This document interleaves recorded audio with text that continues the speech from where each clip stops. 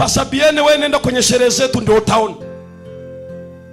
Uone wale wanaoshika meza ya Bwana, wale wanaoshika vyombo vya kutolea sadaka, wale wanaojifunga vitambaa kichwani, wale wanaovaa tai, wanaitwa wazee wa kanisa, wale wanaitwa mashemasi, wale wanaitwa viongozi wa idara. Saa hiyo hakuna mtu kama namna hiyo. Wanaishi kama dunia yenyewe furu.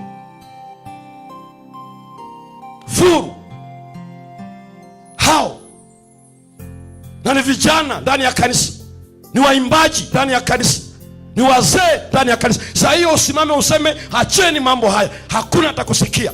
Utakuwa wewe mshamba, wao wanakuwa wa mjini.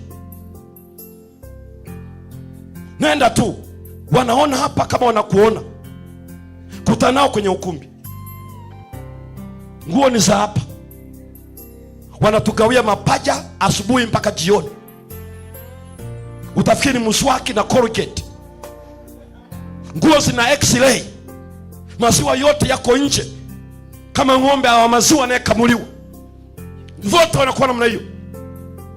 Ni muziki nao pigwa ni ile ya ovyo. Mimi nawaambieni ukweli, hii aibu ni mbaya sana sana.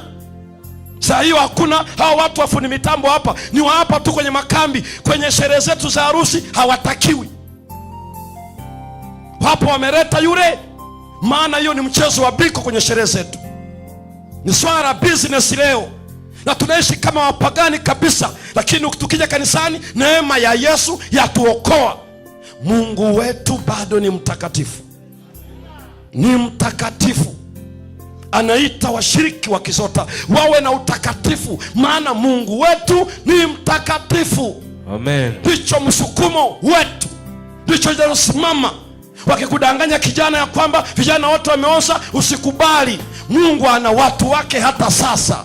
Amen. Ambao neema ilifunuliwa kwao, ikawafundisha kukataa ubaya na uasi. Amen.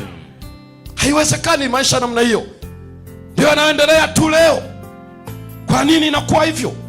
Inafanyikaje hivyo? Hapana. Wewe na mimi ni vizuri ufahamu kabisa Mungu wetu ni mtakatifu. Tena hao watu wanaowaleta hao, wanatuletea ili watufundishe kuwa watu wa Filisti. Halafu anakuambia tunataka wale wenye wivu tuwajue. Wale wote ambao hawana wivu na sherehe hii, saa hii ni saa ya kujiachia. DJ niletee watu kwenye ukumbi, saa ya kujiachia. Unaona watu wasivyo na utu wa mgongo, wana minyoo ya kutosha, wananesa hapo. Unaona vijana waliokuwa na machi kanisani, unafikiri ni vijana hawa, kumbe hakuna chochote. Unaangalia wale machemashi wale, unaangalia wale wakina nani wale, na wengine wazee wana design yao wanavyoingia, wazee kama madume ya nyani. Na unaona wanavyofanya mule, unashangaa kitu gani unaofanyika. Na saa hiyo ulimwengu ni ndugu zetu, saa hiyo hao watu ni tunafanya nao kazi, saa hiyo hao watu tunafanya nao biashara, ni waajiriwa wenzetu, tumewaalika ili waje waone tulivyochanganyikeni.